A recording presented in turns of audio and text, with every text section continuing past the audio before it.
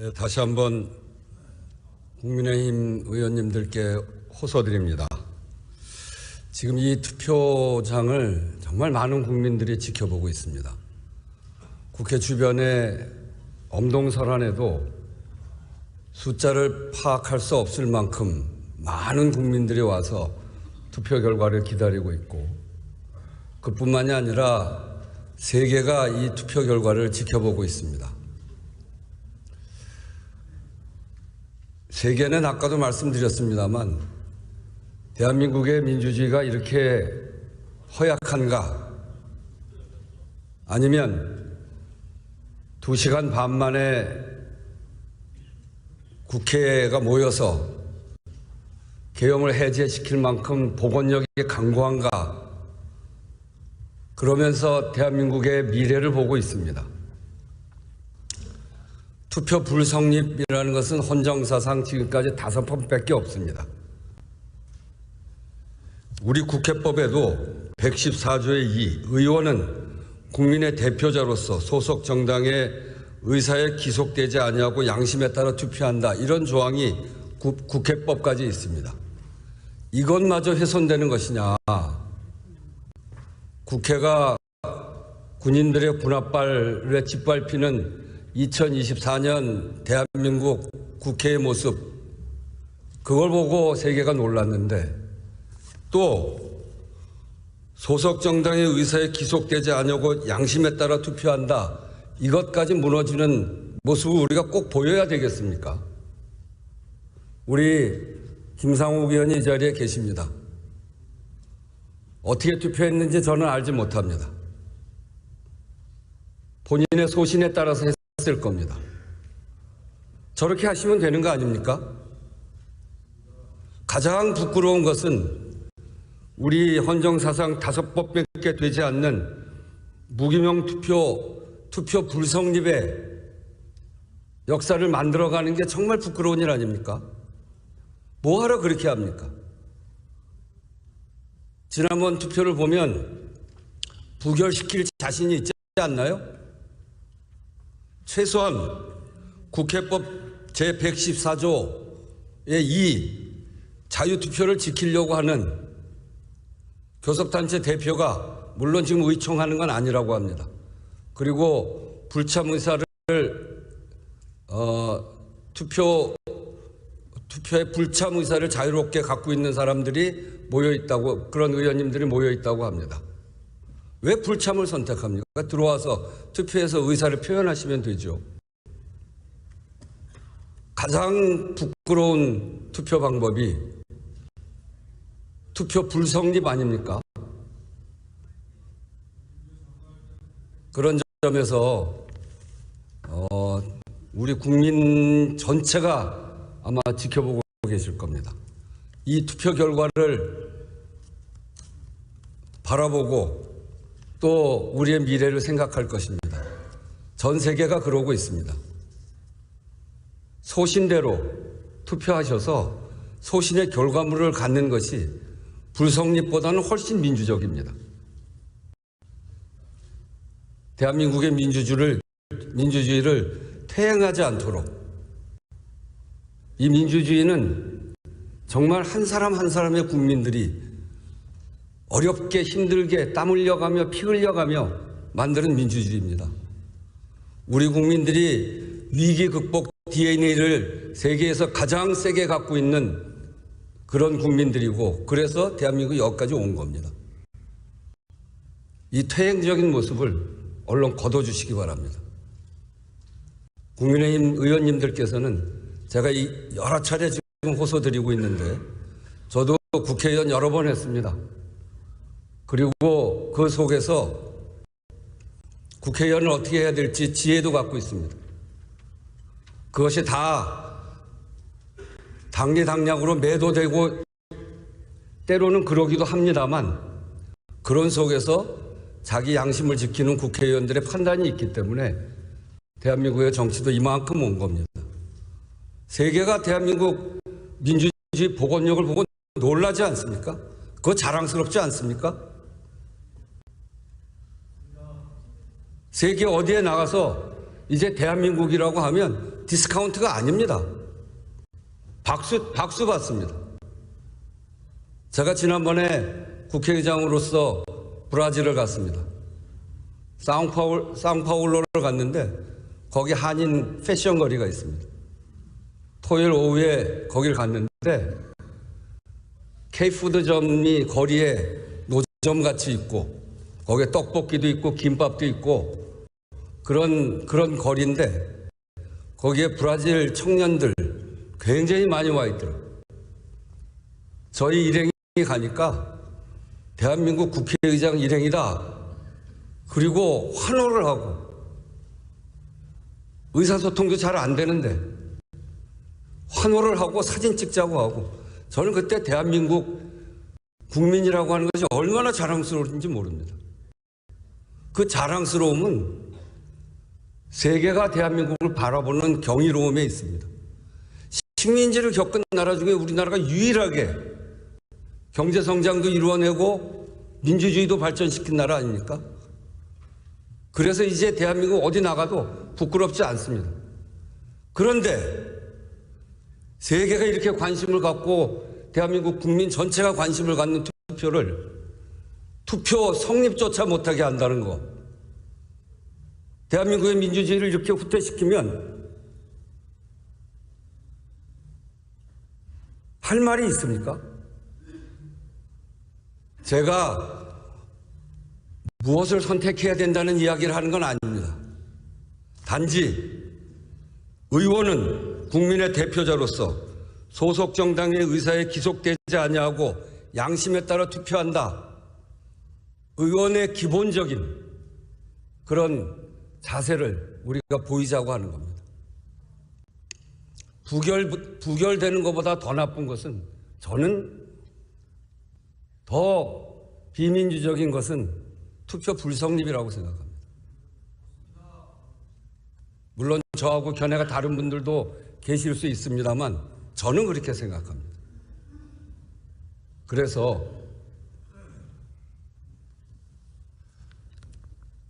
최소한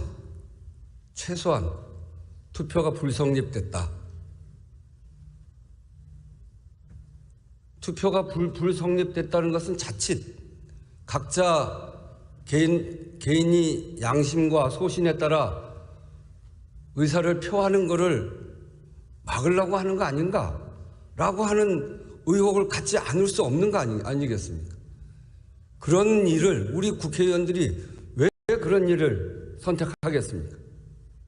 그래서 저는 들어와서 투표하시고 양심과 소신에 따라서 그 결과를 만들어내야 된다.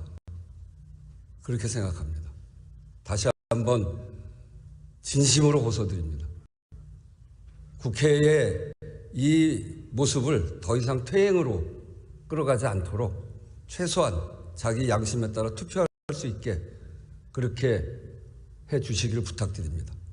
그리고 의원님들도 불참이 아니고 들어와서 그래서 부결을 시키고 싶으시면 불참의 방법이 아니라 들어와서 부를 쓰면 되는 거 아니겠습니까? 그렇게 의사표현을 하시는 게 맞죠. 그래서 정말 다시 부탁드립니다. 꼭 들어오셔서 투표해 주시기 바랍니다.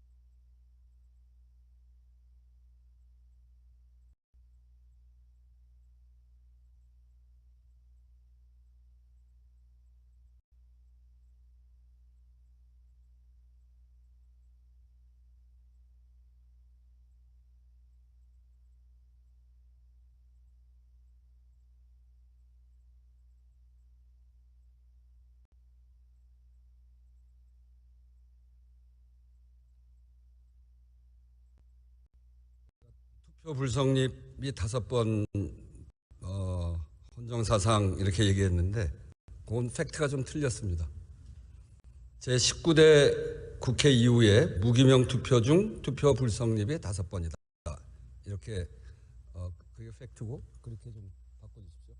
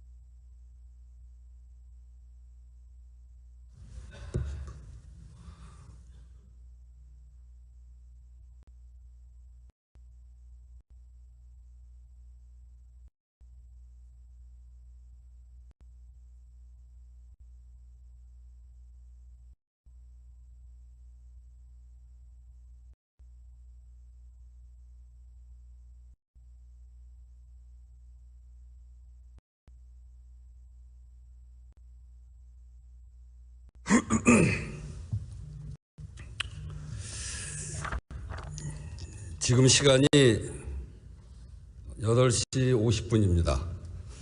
의사일정 2항에 대한 투표가 시작된 지 3시간 30분이 됐습니다. 아직 국민의힘 의원 105분이 투표하지 않으셨습니다. 거듭 말씀드립니다. 온 국민이, 온 언론이, 외신까지도 지금 이 본회의장을 주시하고 있습니다. 국회가 어떤 결정을 할지 지켜보고 있습니다. 본회의장 의원석은 국민이 내어준 자리입니다. 빈자리를 지켜보고 있는 국민의 심정이 어떨지 국회의장으로서 정말 마음이 무겁습니다. 국회의원은 국민이 자신을 대신해 의사를 표현하라고 국회에 보낸 대표자입니다. 자신을 선출한 국민의 민심을 들어서 양심에 따라 자신의 직무를 성실히 수행할 책임이 있습니다. 더욱이 국가의 최종 통수권자인 대통령에 대한 탄핵 소추라는 국가적 사안에 대한 투표입니다. 이처럼 중대한 사안의 표결도 하지 않고 자리를 비우는 것은 국회의원 본연의 임무를 방기한 것이라 저는 그렇게 생각합니다. 아직 투표에 참여하지 않은 의원님들 일단 본회의장으로 돌아와 표결에 참여하시기 바랍니다. 가든 부든 표결에 참여하는 것이 온당합니다.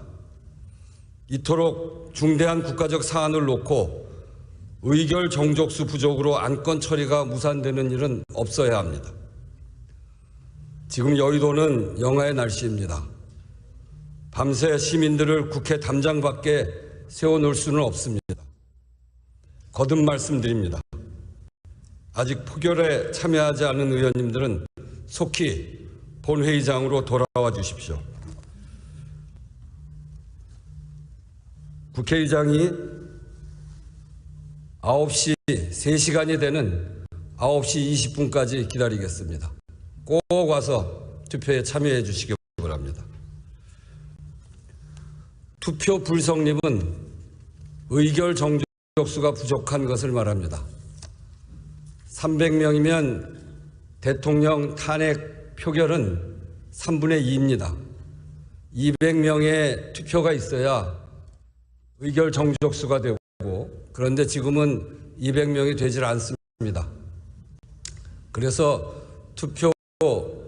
투표가 불성립하는 것이고, 이 투표는 국회에 보고된 지 24시간에서 72시간 안에 이루어져야 됩니다. 오늘 투표가 불성립되면 이 안건은 자동 폐기가 됩니다. 국민들이 지켜보고 있습니다. 국민의힘 의원님들께서 투표 불성립이라고 하는 부끄러운 역사를 만들지 않도록 꼭 투표에 참여해 주시기 바랍니다.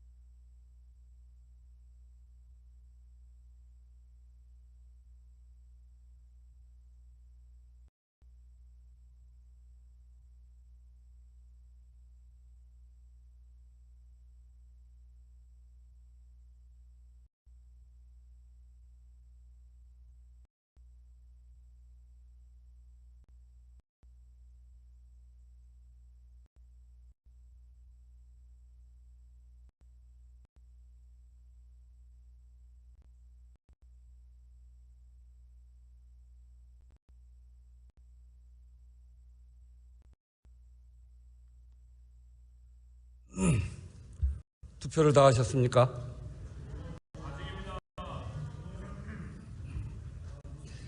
얼른 마무리하십시오. 시간을 다 드렸는데.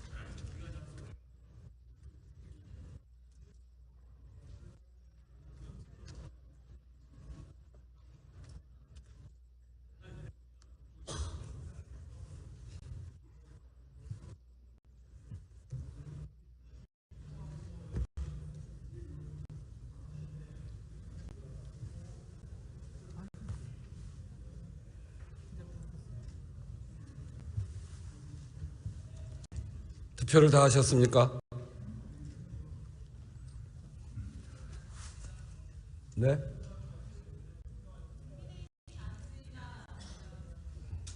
그러게요. 그렇게 오라고 얘기했는데도 안 오네요.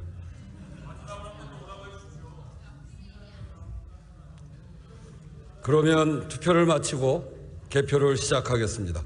먼저 명패함을 열겠습니다.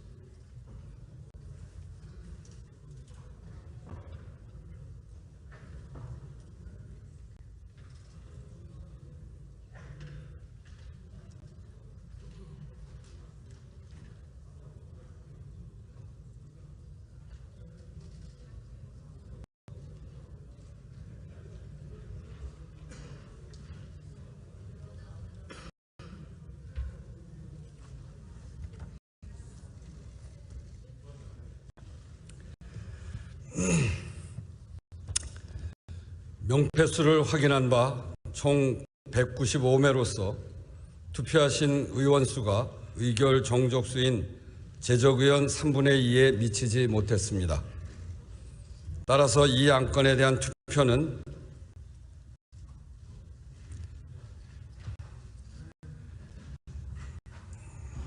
성립되지 않았음을 선포합니다.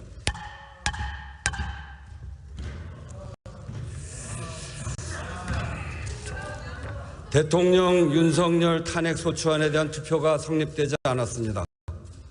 전 국민이 오늘 국회의 결정을 지켜보고 있습니다.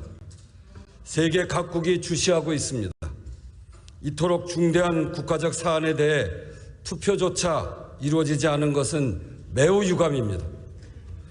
민주주의는 내용도 중요하지만 절차도 몹시 중요합니다. 이 사안에 대한 투표 불성립은 국가의 중대사를 놓고 가부를 판단하는 민주적 절차조차 판단하지 못한 것입니다. 국회를 대표해 국민께 죄송합니다. 사퇴를 선포합니다.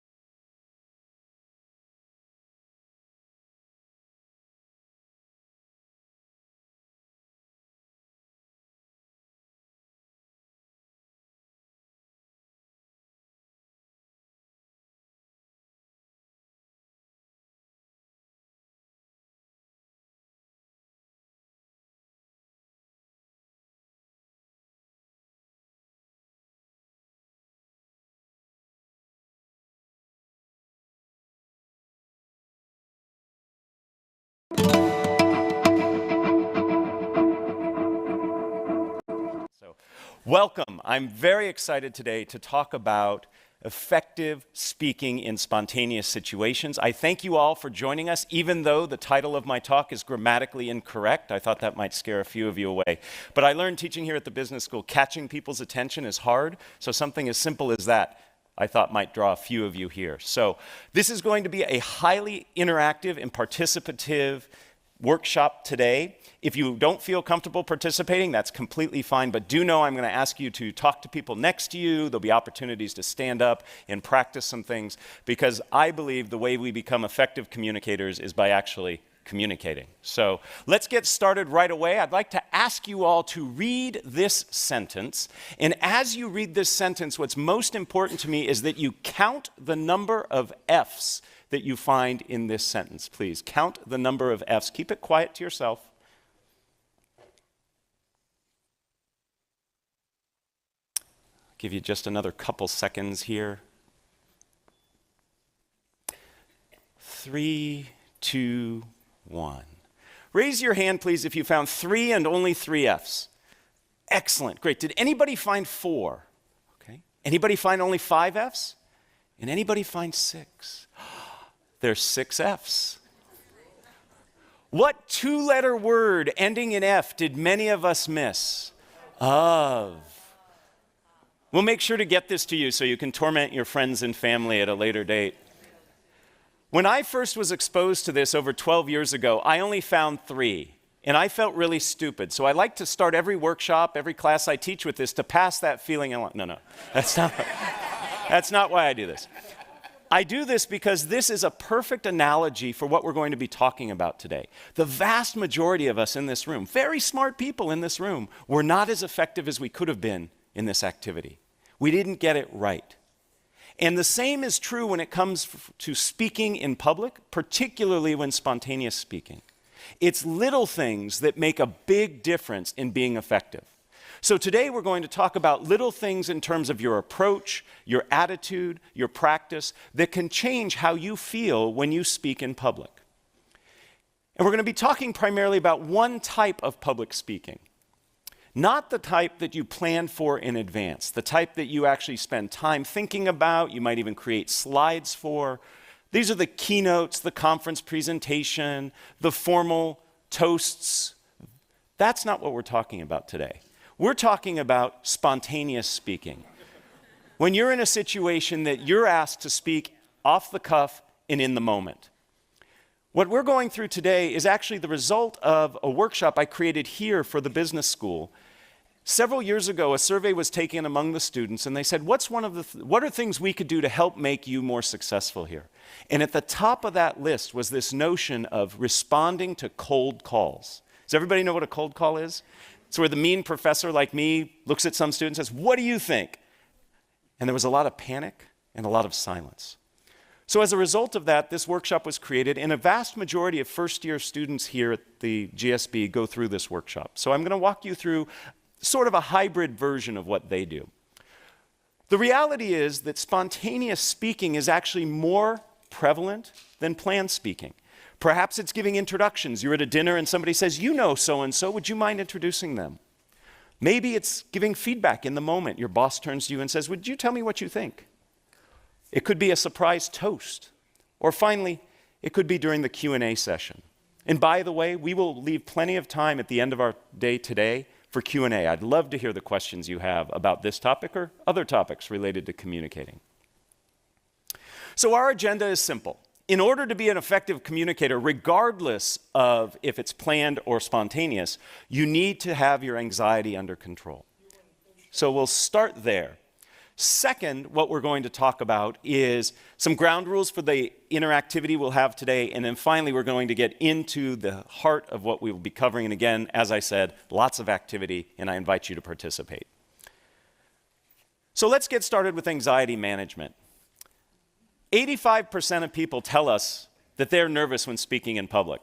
And I think the other 15% are lying. Okay? We could create a situation where we could make them nervous too. In fact, just this past week, a study from Chapman University asked Americans, what are the things you fear most? And among being caught in a surprise terrorist attack, having your identity stolen, was public speaking. Among the top 5 was speaking in front of others. This is a ubiquitous fear and one that I believe we can learn to manage. And I use that word manage very carefully because I don't think we ever want to overcome it. Anxiety actually helps us. It gives us energy, helps us focus, tells us what we're doing is important, but we want to learn to manage it. So I'd like to introduce you to a few techniques that can work, and all of these techniques are based on academic research. But before we get there, I'd love to ask you, what does it feel like when you're sitting in the audience watching a nervous speaker present? How do you feel? Just shout out a few things. How do you feel? Uncomfortable. I heard many of you going, yes, uncomfortable. It feels very awkward, doesn't it? So what do? Now, a couple of you probably like watching somebody suffer, okay? But most of us don't. So what do? We sit there and we nod and we smile, or we disengage. And to the nervous speaker looking out at his or her audience, seeing a bunch of people nodding or disengaged, that does not help, okay? So we need to learn to manage our anxiety, because fundamentally, your job as a communicator, rather, regardless of if it's planned or spontaneous, is to make your audience comfortable. Because if they're comfortable, they can receive your message. And when I say comfortable, I am not referring to the fact that your message has to be sugar-coated and nice for them to hear. It can be a harsh message, but they have to be in a place where they can receive it. So it's incumbent on you as a communicator to help your audience feel comfortable. And we do that by managing our anxiety. So let me introduce you to a few techniques that I think you can use right away to help you feel more comfortable. The first has to do with when you begin to feel those anxiety symptoms. For most people, this happens in the initial minutes prior to speaking. In this situation, what happens is many of us begin to feel whatever it is that happens to you. Maybe your stomach gets a little gurgly, maybe your legs begin to shake, maybe you begin to perspire. And then we start to say to ourselves, oh my goodness, I'm nervous. Uh-oh, they're going to tell I'm nervous. This is not going to go well. And we start spiraling out of control. So research on mindful attention tells us that when we begin to feel those anxiety symptoms, we simply greet our anxiety and say, hey, this is me feeling nervous. I'm about to do something of consequence. And simply by greeting your anxiety and acknowledging it, that it's normal and natural. Heck, 85% of people tell us they have it. You actually can stem the tide of that anxiety spiraling out of control. It's not necessarily going to reduce the anxiety, but it will stop it from spinning up. So the next time you begin to feel those anxiety signs, take a deep breath and say, this is me feeling anxious. I notice a few of you taking some notes. There's a handout that will come at the end that has everything that I'm supposed to say, okay? Can't guarantee I'm going to say it, but you'll have it there. In addition to this approach, a technique that works very well, and this is a technique that I helped do some research on way back when I was in graduate school, has to do with reframing how you see the speaking situation. Most of us, when we are up presenting, planned or spontaneous, we feel that we have to do it right. And we feel like we are performing. How many of you have ever acted, done singing or dancing? I'm not going to ask for performances now. Okay, many of you have. We should note that we could do next year maybe a talent show of alums. It looks like we got the talent there. That's great. So when you perform, you know that there's a right way and a wrong way to do it. If you don't hit the right note or your right line at the right time, at the right place, you've made a mistake. It messes up the audience. It messes up the people on stage. But when you present, there is no right way. There's certainly better and worse ways, but there is no one right way. So we need to look at presenting as something other than performance. And what I'd like to suggest is what we need to see this as is a conversation. Right now, I'm having a conversation with 100+ people rather than saying I'm performing for you. But it's not enough just to say, this is a conversation. I want to give you some concrete things you can do. First, start with questions. Questions by their very nature are dialogic. They're two-way. What was one of the very first things I did here for you? I had you count the number of F's and raise your hands. I asked you a question. That gets your audience involved. It makes it feel to me as the presenter as if we are in conversation. So use questions. They can be rhetorical, they can be polling. Perhaps I actually want to hear information from you. In fact, I use questions when I create an outline for my presentations. Rather than writing bullet points, I list questions that I'm going to answer. And that puts me in that conversational mode.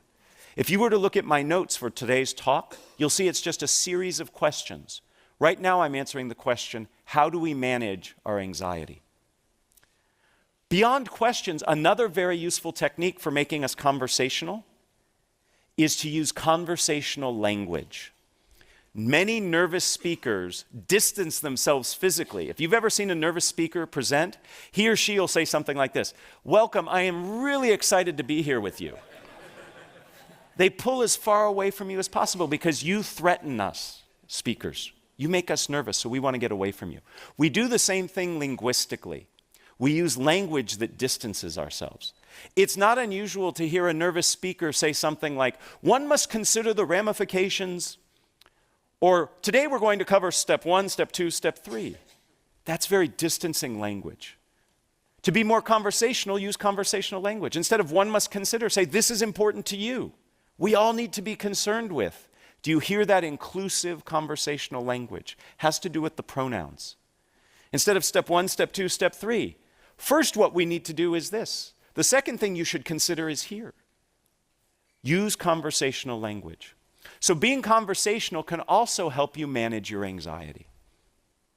The third technique I'd like to share is research that I actually started when I was an undergraduate here. I was very fortunate to study with Phil Zimbardo of the Stanford Prison Experiment fame.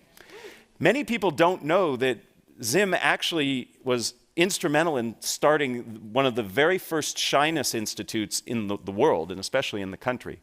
And I did some research with him that looked at how your orientation to time influences how you react.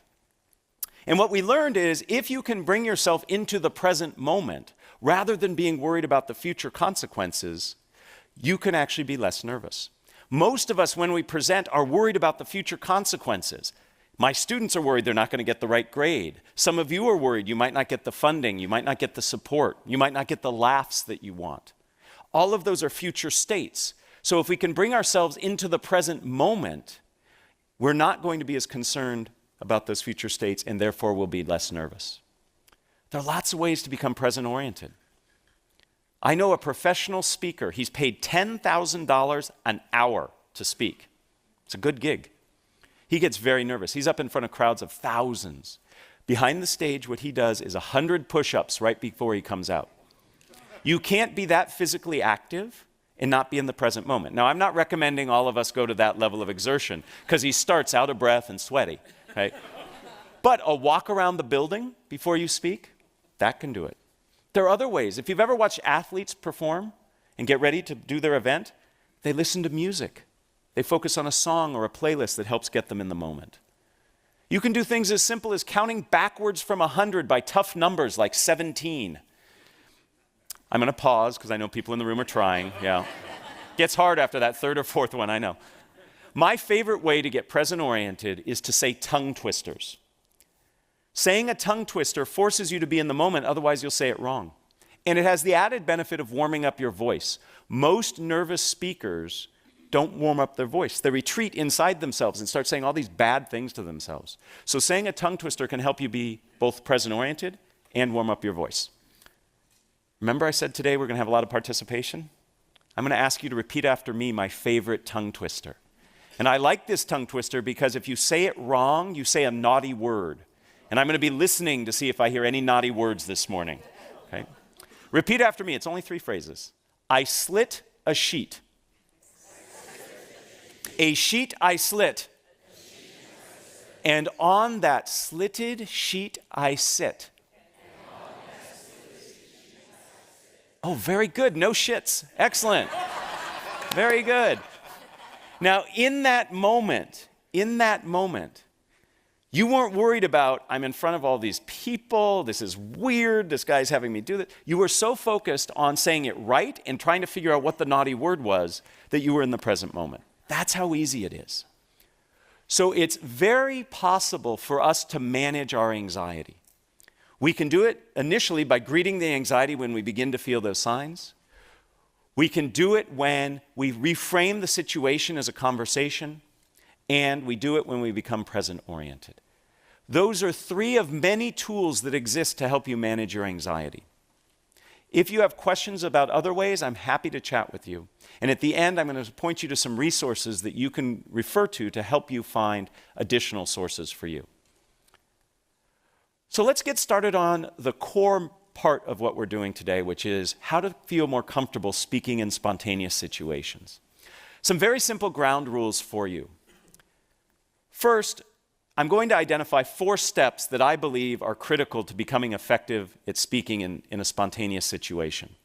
With each of those steps, I'm going to ask you to participate in an activity. None of them are more painful than saying the tongue twister out loud. They may require you to stand up, they might require you to talk to the person next to you, but none of them are painful. And then finally, I'm going to conclude with a phrase or saying that comes from the wonderful world of improvisation.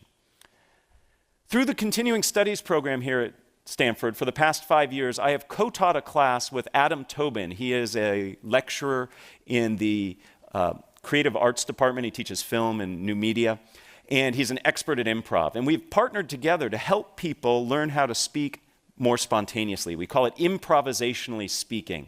And Adam has taught me wonderful phrases and ideas from improv that I want to impart to you that really stick. That's why I'm sharing them with you, to help you remember these techniques. And again, at the end of all this, you'll get a handout that has this listed. So let's get started. The very first thing that gets in people's way when it comes to spontaneous speaking is themselves. We get in our own way. We want to be perfect. We want to give the right answer. We want our toasts to be incredibly memorable. These things are burdened by our effort, by our trying. The best thing we can do, the first step in our process, is to get ourselves out of the way. Easier said than done. Most of us in this room are in this room because we are type A personalities. We work hard, we think fast, we make sure that we get things right.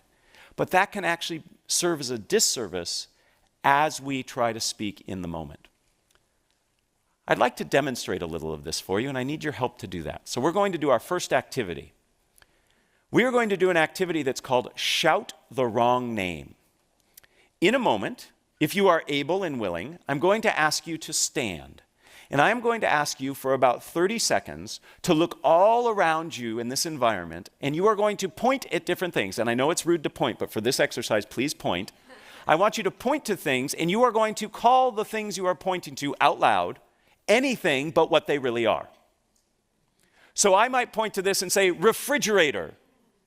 I might point to this and say cat. I am pointing to anything in your environment around you. It can be the person sitting next to you, standing next to you. You will just shout, and shouting is important, the wrong name. So in a moment, I'm going to ask you to stand and do that. Please raise your hand if you already have the first 5 or 6 things you're going to call out. Yeah, that's what I'm talking about. We stockpile. You all are excellent game players. I told you the game. Shout the wrong name. And you have already begun figuring out how you're going to master the game. That's your brain trying to help you get it right.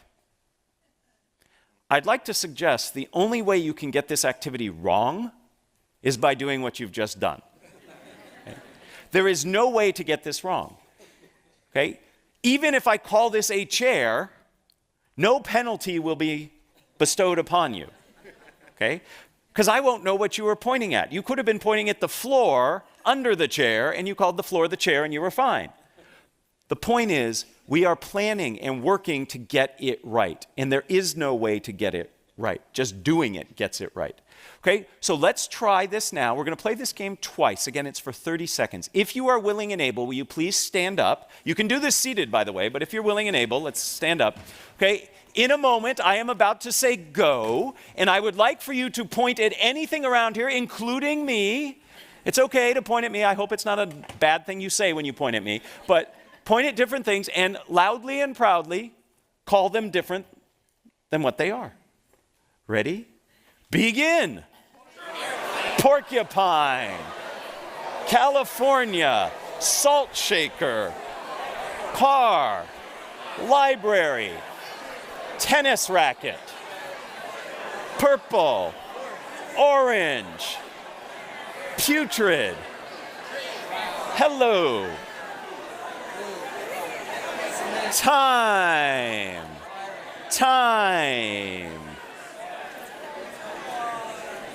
You can stay standing because in a mere moments we're going to do it again. So if you're comfortable standing, we're about to do it again. First, thank you. That was wonderful. I heard great words being called out. It was fun. And some of you in the back were doing it in sync, so it looked like you were doing some 70s disco dance. It was awesome. Okay? This was great. Now, let me ask you just a few questions. Did you notice anything about the words that you were saying? Did we find patterns, perhaps? Maybe some of you were going through fruits and vegetables. A few of you were going through things that started with the letter A, right? That's your brain saying, okay, you told me not to stockpile, so I'm going to try to be a little more devious, and I'm going to give you patterns, okay? Same problem. When we teach that class I told you about, that improvisationally speaking class, we like to say, your brain is there to help you. These things it's doing have helped you be successful, but like a windshield wiper, we just want to wipe those suggestions away and see what happens, okay? So we're going to do this activity again. This time, try the best you can to thank your brain if it provides you with patterns or stockpiles, and just say, thank you, brain, and disregard them, okay? So let's see what happens when we're not stockpiling and we're not playing off patterns. We'll do this for only 15 seconds. See how this feels. Baby steps. Ready? Begin. Kodak. Bicycle chain. Skateboard. Bananas. Purple. Putrid.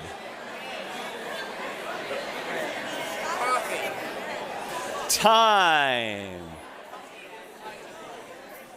Please have a seat. Thank you again.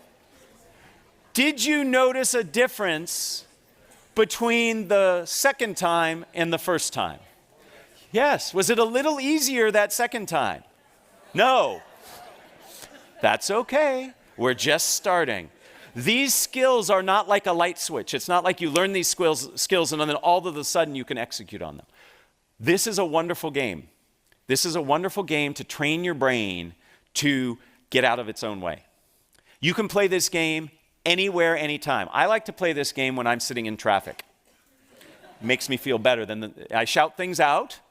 They're not the naughty things that I want to be shouting out, but I shout out things and it helps. You're training yourself to get out of your own way. You're working against the muscle memory that you've developed over the course of your life with a brain that acts very fast to help you solve problems. But in essence, in spontaneous speaking situations, you put too much pressure on yourself trying to figure out how to get it right. So a game like this teaches us to get out of our own way. It teaches us to see the things that we do that prevent us from acting spontaneously. In essence, we are reacting rather than responding. To react means to act again. You've thought it and now you're acting on it. That takes too long and it's too thoughtful. We want to respond in a way that's genuine and authentic. So the maxim I would like for you to take from this, and again, these maxims come from improvisation, is one of my favorite: dare to be dull. And in a room like this, telling you dare to be dull is offensive, and I apologize. But this will help. Rather than striving for greatness, dare to be dull. And if you dare to be dull and allow yourself that, you will reach that greatness. It's when you set greatness as your target that it gets in the way of you ever getting there. Because you over-evaluate, you over-analyze, you freeze up. So the first step in our process today is to get out of our own way. Dare to be dull. Easier said than done, but once you practice, and a game just as simple as the one we practiced is a great way to do it. But that's not enough. Getting out of our own way is important, but the second step of our process has us change how we see the situation we find ourselves in. We need to see the speaking opportunity that we are a part of as an opportunity rather than a challenge and a threat. When I coach executives on Q&A skills, when they go in front of the media or whatever, investors, they see it as an adversarial experience. Me versus them. And one of the first things I work on is change the way you approach it. A Q&A session, for example, is an opportunity for you. It's an opportunity to clarify. It's an opportunity to understand what people are thinking. So if we look at it as an opportunity, it feels very different. We see it differently, and therefore we have more freedom to respond. When I feel that you are challenging me, I am going to do the bare minimum to respond and protect myself. If I see this as an opportunity where I have a chance to explain and expand, I'm going to interact differently with you. So spontaneous speaking situations are ones that afford you opportunities. So when you're at a corporate dinner and your boss turns to you and says, "Oh, you know him better than the rest. Would you mind introducing him?" You say, "Great, thank you for the opportunity," rather than, right? I better get this right. So see things as an opportunity. I have a game to play to help us with this. This is a fun one. The holidays are approaching. We all in this room are going to give and receive gifts. Here's how this game will work. It works best if you have a partner. So I'm hoping you can work with somebody sitting next to you. If there's nobody sitting next to you, you turn around, introduce yourself, great way to connect. If not, you can play this game by yourself. It's just a little harder and you can't do the second part of the game. So after I explain the game, this gives you a chance to get to know somebody. Here's how it works. If you have a partner, you and your partner are going to exchange imaginary gifts. Okay? Pretend you have a gift. It can be a big gift, it can be a small gift. And you will give your gift to your partner. Your partner will take the gift and open it up and will tell you what you gave them. Because you just gave them a gift. So you are going to open up the box and you're going to look inside and you are going to say the first thing that comes to your mind in the moment, not the thing you have all just thought of. Or the thing after that. Remember what we talked about before? That still plays. That's still in play. Okay, you're stockpiling. Look in there. My favorite that I said, somebody gave me a gift during playing this game. I looked inside and I saw a frog leg. I don't know why I saw a frog leg, but that's what I said. That's the first part of the activity. Now, the opportunity is twofold in this game. The opportunity is for you, the gift receiver, to name a gift. That's kind of fun. That's an opportunity. It's not a threat. But the real opportunity is for the gift giver, because the gift giver then has to say, so you look and you say, "Thank you for giving me a frog's leg." And the person will look at you and say, "I knew you wanted a frog's leg because." So whatever you find, the person who has received it is going to say, "Absolutely, I'm so glad you're happy. I got it for you because." So you have to respond to whatever they say, right? What a great opportunity. Now, some of you are sitting there going, "Oh, that's hard. I don't want to do it. I'm going to make a fool out of myself." Others of you are, if you're following this advice, are saying, "What a great opportunity," right? So the game again is played like this. You and your partner each will exchange a gift. One will start, then the other will follow. The first person will give a gift to the second person. Second person opens the box, however big the box is. And if the box is big and you find a penny in it, perfect, doesn't matter. If the box is heavy and you find a feather in it, fine. There's no way to get it wrong, okay? Whatever's in the box is in the box. You can return it and get what you wanted later, okay? The person, then, you will name it. You will say, "Thank you for the," whatever you saw in the box. The person who gave it to you will say, "I'm so glad you're excited. I got it for you because." And you will give a reason that you got them whatever they decided you gave them. Make sense? All right. So very quickly, just in 5 seconds, find a partner if you're willing to do this with a partner. Everybody have a partner? Okay.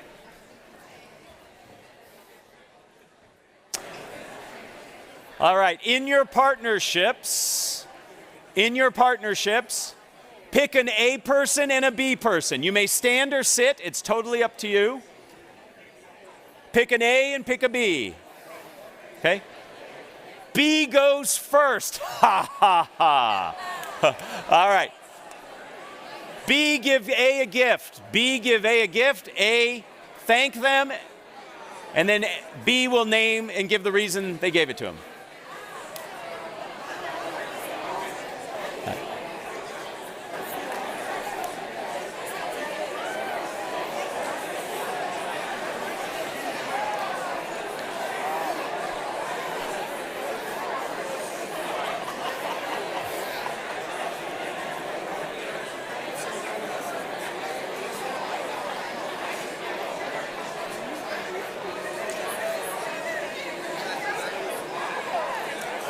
If you have not switched, switch please. If you have not switched, switch please.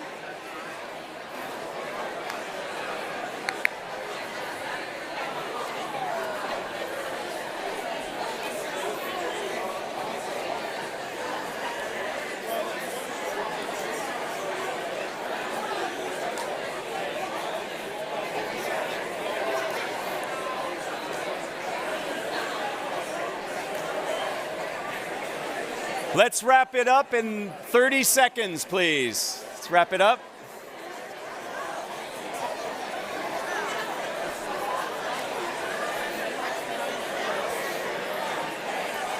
All right, if we can all have our seats.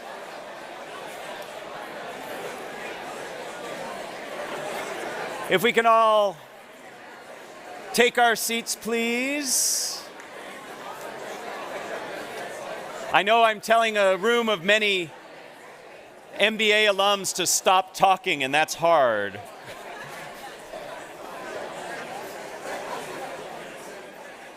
All right, ladies and gentlemen, did you get what you wanted? Pretty neat, huh?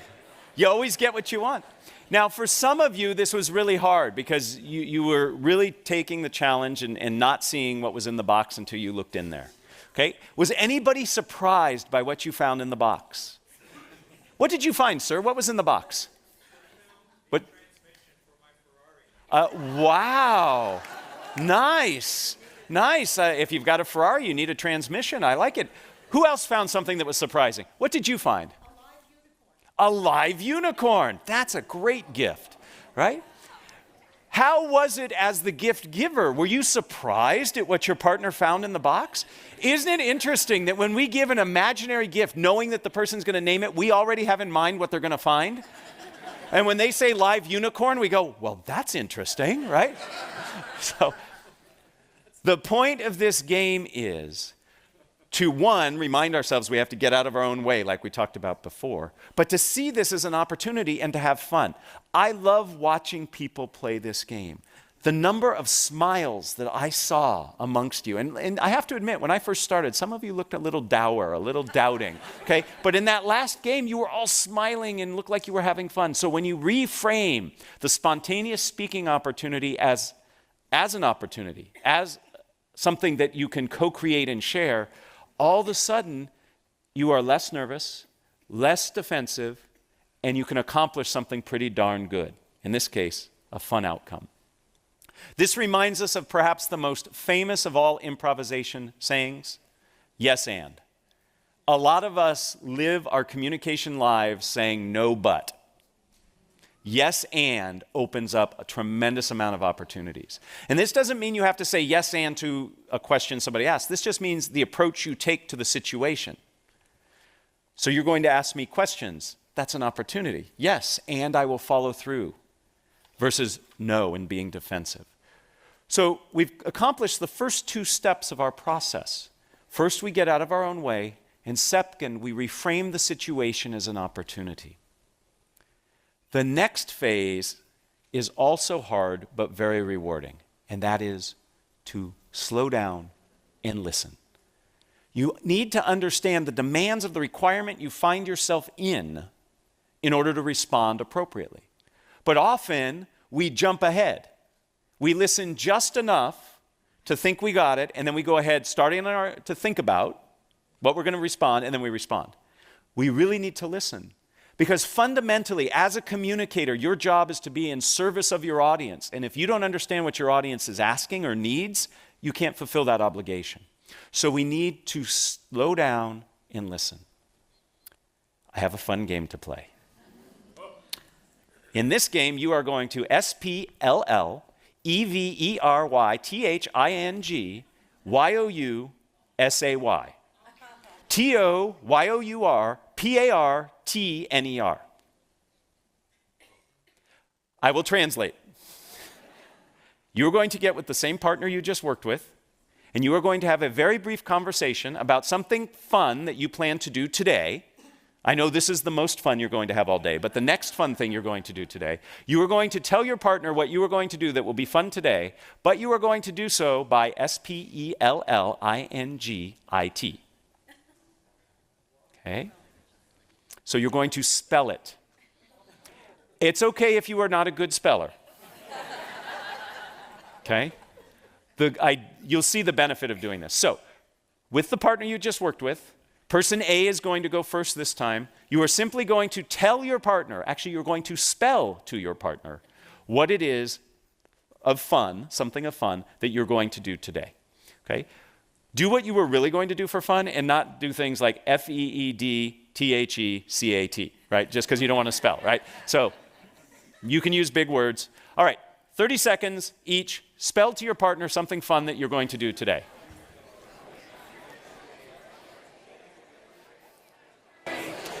Would you like to play? Go ahead. GOTHEGAME. Oh my goodness, say it again. Spell it again. Yep. THE. Yep. GAME. EXCELLENT. IHOPETHAT THEYWIN. EXLCELLENT.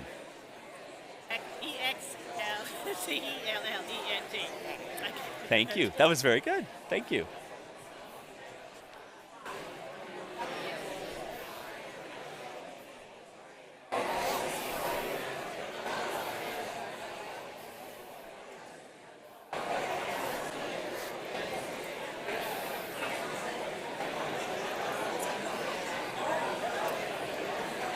If you have not switched, switch.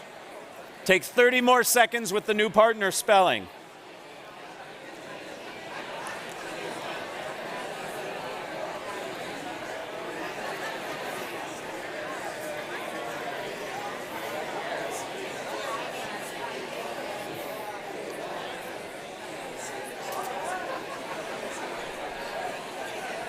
GREAT exclamation point.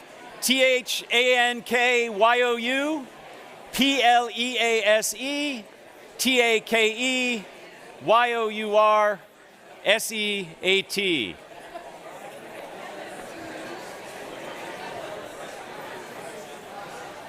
So what did we learn? What did we learn? Besides that we're not so good at spelling. You have to pause between the words. How did this change your interaction with the person you were interacting with? What did you have to do? Focus and listen. And you can't be thinking ahead. You have to be in the moment. When you listen and truly understand what the person is trying to say, then you can respond in a better way, a more targeted response. We often don't listen. So we start by getting out of our own way. We then reframe the situation as an opportunity. Those are things we do inside our head. But in the moment of interacting, we have to listen first before we can respond to the spontaneous request. Perhaps my most favorite maxim comes from this activity. Don't just do something, stand there. Listen, and then respond. Now, how do we respond? That brings us to the fourth part of our process. And that is, we have to tell a story. We respond in a way that has a structure. All stories have structure. We have to respond in a structured way. The key to successful spontaneous speaking, and by the way, planned speaking, is having a structure. I would like to introduce you to two of the most prevalent and popular and useful structures you can use to communicate a message in a spontaneous situation.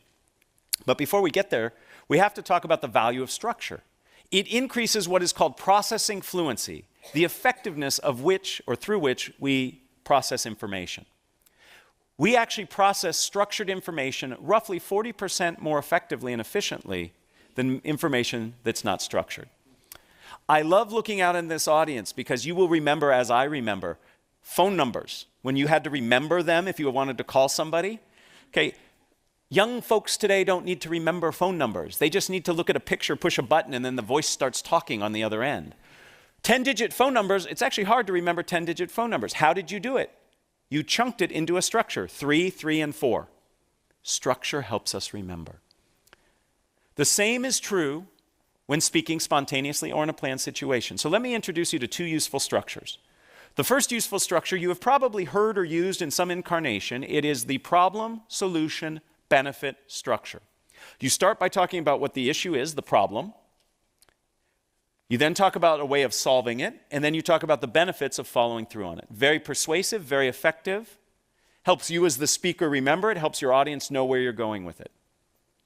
When I was a tour guide on this campus many, many, many years ago, what do you think the single most important thing they drilled into our head? It took a full quarter, by the way, to train to be a tour guide here. They used to line us up at one end of the quad and have us walk backwards straight, and if you failed, you had to start over. To this day, I can walk backwards in a straight line because of that. As part of that training, what do you think the most important thing they taught us was? Never lose your tour group. I'm not joking. Never lose your tour group. The same is true as a presenter. Never lose your audience. The way you keep your audience on track is by providing structure. None of you would go on a tour with me if I said, "Hi, my name's Matt, let's go." You want to know where you're going, why you're going there, how long it's going to take. You need to set expectations, and structure does that. Problem, solution, benefit is a wonderful structure to have in your back pocket. It's something that you can use quickly when you're in the moment. It can be reframed so it's not always a problem you're talking about. Maybe it's an opportunity. Maybe there's a market opportunity you want to go out and capture. It's not a problem that we're not doing it, but maybe we'd be better off if we did. So it becomes opportunity, solution, which are the steps to achieve it, and then the benefit. Another structure, which works equally well, is the what, so what, now what structure. You start by talking about what it is. Then you talk about why it's important, and then what the next steps are. This is a wonderful formula for answering questions, for introducing people. So if I'm in the moment somebody asks me to introduce somebody, I change the what to who. I say who they are, why they're important, and what we're going to do next. Maybe listen to them, maybe drink our wine, whatever, right? What, so what, now what?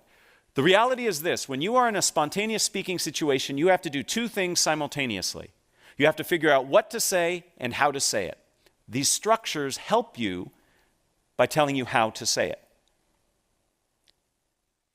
If you can become comfortable with these structures, you can be in a situation where you can respond very ably to spontaneous speaking situations. We're going to practice, because that's what we do. Here's the situation. Is everybody familiar with this child's toy? It's a slinky. Okay? You are going to sell this slinky to your partner using either problem, solution, benefit, or opportunity, solution, benefit. What does the slinky provide you? Or you could use what, so what, now what? What is it? Why is it important? And the next steps might be to buy it. Okay?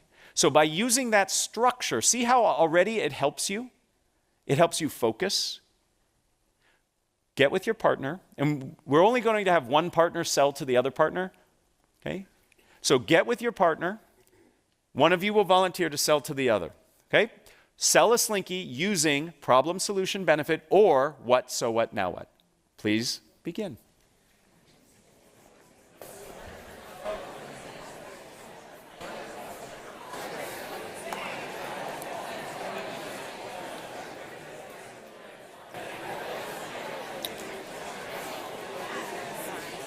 Yeah. So we have the handouts, but I'm also going to be doing the microphone? mic. So when I debrief this, you can go ahead and pass them out. Okay, Does so that make sense? After Q&A? No, after this activity. Okay, and then after that we'll do Q&A. Correct.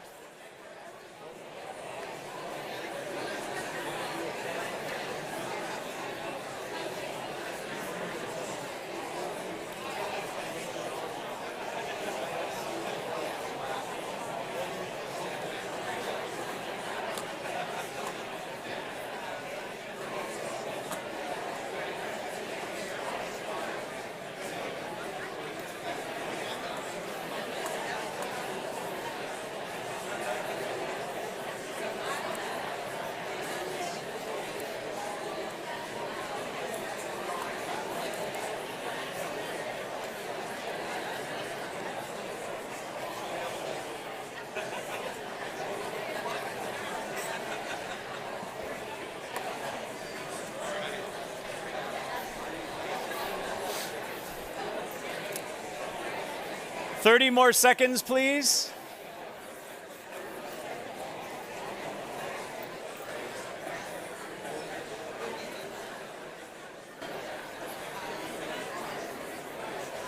Excellent. Let's all close the deal, seal the deal. I have never seen more people in one place doing this at the same time. I love it. I teach people to gesture and gesture big. It's great. I love it. So if you were the recipient of the sales pitch, thumbs up. Did they do a good job? Did they use the structure? Awesome. I'm recruiting you all for my next business as my salespeople.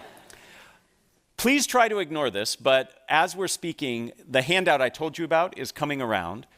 On the back of that handout, you are going to see a list of structures, the two we talked about and several others, that can help you in spontaneous speaking situations. These structures help because they help you understand how you're going to say what you say. Structure sets you free, and I know that's kind of ironic, but it's true. If you have that structure, then you're free to think about what it is you're going to say. It reduces the cognitive load of figuring out what you're saying and how you're going to say it. All of this is on that handout. Okay? So what does this all mean?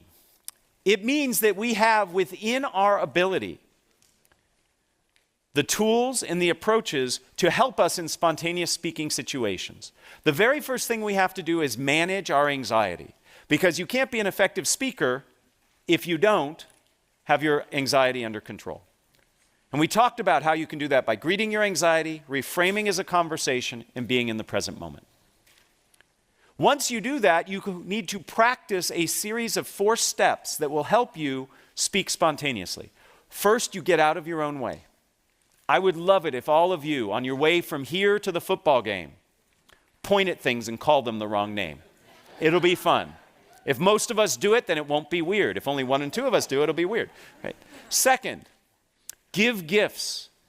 By that I mean see your interactions as ones of opportunity, not challenges. Third, take the time to listen. Listen.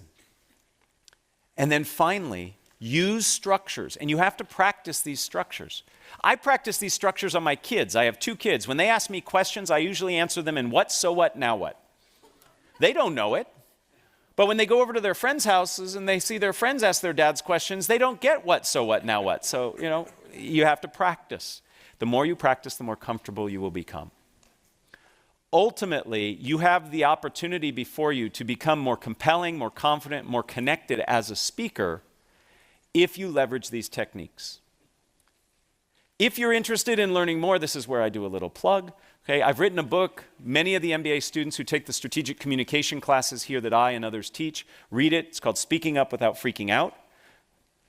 More importantly, there's a website here that I curate called No Freaking Speaking. And it has lots of information that I've written and others have written about how to become more effective at speaking. So that's the end of my plug. What I'd really like to do is enter into a spontaneous speaking situation with you.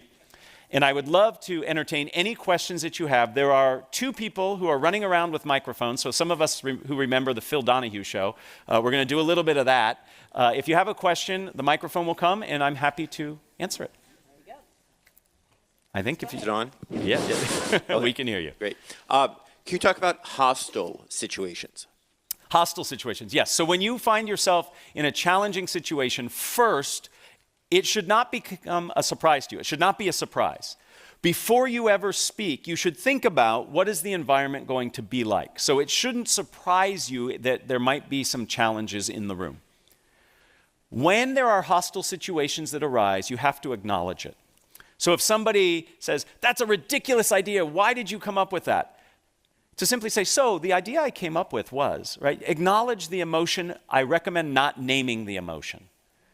Okay? So you sound really angry. The person says, "I'm not angry, I'm frustrated." Now we're arguing over their mental state, right? Emotional state. So I say something like, "I hear you have a lot of passion on this issue," or "I hear there's great concern from you." So you acknowledge the emotion, because otherwise it sits in the room. And then reframe or respond the way that makes sense. So if somebody raises their hand and says, "Your product is ridiculously priced. Why do you charge so much?" I might say, "I hear great concern.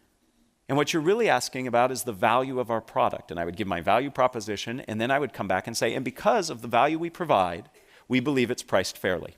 So you answer the question about price, but you reframe it in a way that you feel more comfortable answering it. So the way to do this is to practice all the skills we just talked about. The only skill that I'm adding to this is the awareness in advance that you might be in that situation. First, I have to truly listen to what I'm hearing, right? It's very easy for me when I hear a challenging question to get all defensive and not hear what the person's asking. I see it as an opportunity to reframe and explain. Okay, so again, you have to practice, but that's how I think you address it. Are there other questions? I see a question back here. Yes, please. Yes, first of all, thank you very much. Great presentation. Thank you. For a lot of the speaking I do, I have remote audiences, audiences distributed all over the country with telecom. Any tips for those kinds of audiences? So when you are speaking in a situation where not everybody is co-located, okay? In fact, right at this very moment, there are people watching this presentation remotely. What you need to do is be mindful of it. Second, try to include engagement techniques where the audience actually has to do something. So physical participation is what we did here through the games. You can ask your audience to imagine something. Imagine what it would be like if, when we try to achieve a goal. Rather than saying, here's the goal we're trying to achieve, say, imagine what it would be like if. See what that does to you. It pulls you in. I can take polling questions. Most of the technology that you're referring to has some kind of polling feature. You can open up some kind of wiki or Google Doc or some collaborative tool where people can be doing things and you can be monitoring that while you're presenting. So I might take some breaks. I talk for 10, 15 minutes and say, okay, let's apply this and let's go into this Google Doc I've created and I see what people are doing. So it's about variety and it's about engagement. Those are the ways that you really connect to people who are remote from you. Okay? Other questions? Who you're pointing? Oh, I've got to look for where the mic is. Yes, please. This may be similar to the first question, Sure. but I do a lot of expert witness testimony. What's your recommendation for handling cross-examination, specifically? I feel like I'm being cross-examined, right? That's very hostile. So in any speaking situation that you go into that has some planned element to it, I recommend identifying certain themes that you think are important or believe need to come out. And then with each one of those themes, have some examples and concrete evidence that you can use to support it. You don't go in with memorized terms or ways of saying it. You just have ideas and themes, and then you put them together as necessary. So when I'm in a situation where people are interrogating me, I have certain themes that I want to get across and make sure that I can do that in a way that fits the needs in the moment. If it's hostile, again, the single best tool you have to buy yourself time and to help you answer a question efficiently is paraphrasing. The paraphrase is like the Swiss Army knife of communication. If you remember the show MacGyver, it's your MacGyver tool, right? So when a question comes in, the way you paraphrase it allows you the opportunity to reframe it, to think about your answer, and to pause and make sure you got it right. So when you're under those situations, if you have the opportunity to paraphrase, say, so what you're really asking about is X, Y, and Z, that gives you the opportunity to employ one of these techniques. Now, I've never been an expert witness because I'm not an expert on anything, but those tools, I believe, could be helpful. The microphone is back there. Thank you. Thank Yes. you so much. This has been so helpful and enjoyable this good. morning. Thank you. Would you please show the last screen so we can get down the name of the book that you've written and the information? Absolutely. Thank you. I think they actually, you might even have an opportunity to, and it's on the sheet too. Everything I said is on the back of that sheet, but I'm happy to have this behind me while I talk. Other questions? Yes, please. Yes, I work with groups that represent many different cultural backgrounds. Yes. So are there any caveats, or is this a universal strategy? So in terms of, from your perspective as the speaker, I believe this applies. But whenever you communicate, part of the listening aspect is also thinking about who is my audience and what are their expectations? So what are the cultural expectations of the audience that I'm presenting to? So there might be certain norms and rules that are expected. So when I travel and do talks, I have to take into account where I'm doing the presentation. So I help present in the Ignite program. And if you have not heard about the Ignite program here at the GSB, it's fantastic. And I just did a presentation standing in one of these awesome classrooms that have all these cameras, and I just taught 35 people in Santiago, Chile. Right? And I needed to understand the cultural expectations of that area and what they expect and what they're willing to do when I ask them to participate. So it's part of that listening step where you reflect on what are the expectations of the audience. I think we have time for 2 more questions, and then I'm going to hang around afterwards if anybody has individual questions, but some of these folks really want me to keep on schedule. Yes, please. I wanted to ask a question. One of the things that you've done effectively in your talking, and I've seen other effective speakers do, is interject humor in their talk. What are the risks and rewards of trying to do that? Well, first, thank you, and I appreciate all of you laughing. That's the sum total of all my jokes. You've heard them. I am not funny beyond those jokes. So humor is wonderfully connecting. It's wonderfully connecting. It's a great tool for connection. It is very, very risky. Cultural reasons get in the way. Sometimes what you think is funny isn't funny to other people. What research tells us is that if you're going to try to be funny, self-deprecating humor is your best bet, okay? Because it